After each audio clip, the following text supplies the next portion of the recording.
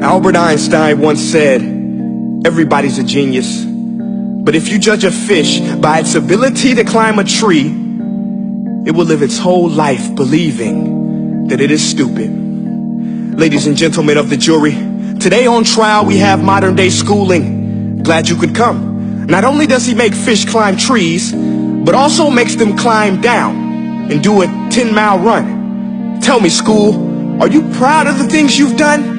Turning millions of people into robots, do you find that fun? Do you realize how many kids relate to that fish?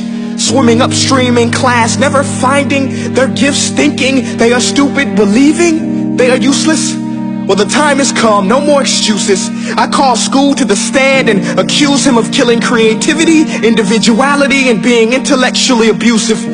He's an ancient institution that has outlived his usage. So, Your Honor, this concludes my opening statement, and if I may present the evidence of my case, I will prove it. Proceed. Exhibit A. Here's a modern day phone. Recognize it? Here's a phone from 150 years ago. Big difference, right? Stay with me. Here's a car from today, and here's a car from 150 years ago. Big difference, right? Well, get this. Here's a classroom of today, and here's a class we used 150 years ago. Now ain't that a shame? In literally more than a century, nothing has changed.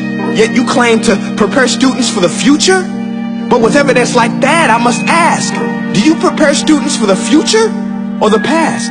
I did a background check on you and let the record show that you were made to train people to work in factories, which explains why you put students in straight rows, nice and neat, tell them sit still, raise your hand if you want to speak, give them a short break to eat, and for 8 hours a day tell them what to think.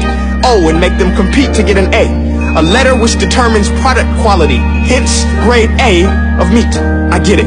Back then, times were different. We all have a past. I myself am no Gandhi. But today, we don't need to make robot zombies. The world has progressed. And now we need people who think creatively, innovatively, critically, independently, with the ability to connect.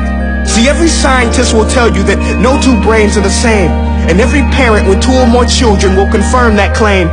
So please explain why you treat students like cookie cutter frames or snapback hats, giving them this one-size-fits-all crap. Watch your language. Sorry, Your Honor, but if a doctor prescribed the exact same medicine to all of his patients, the results will be tragic. So many people will get sick, yet when it comes to school, this is exactly what happens, this educational malpractice, where one teacher stands in front of 20 kids, each one having different strengths, different needs, different gifts, different dreams, and you teach the same thing the same way?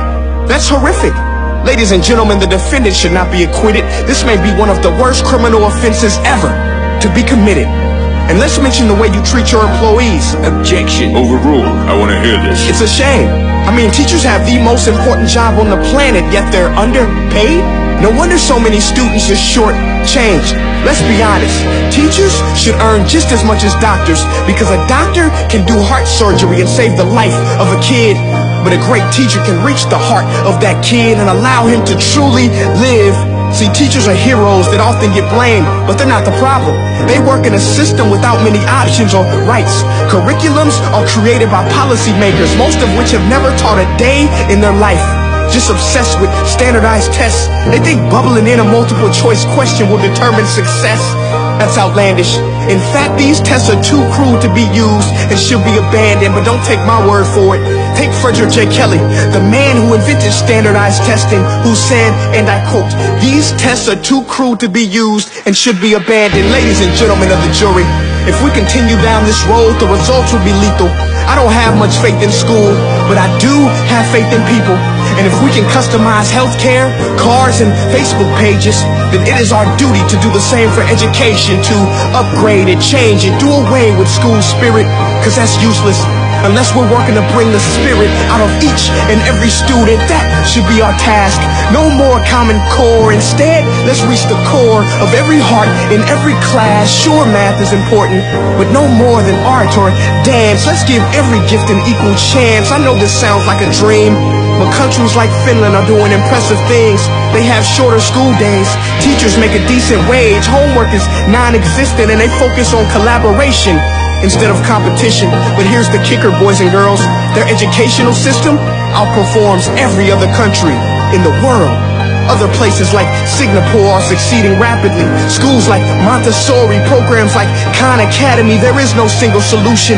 But let's get moving, because while students may be 20% of our population, they are 100% of our future. So let's attend to their dreams, and there's no telling what we can achieve. This is a world in which I believe, a world where fish are no longer forced to climb trees. I'll rest my case.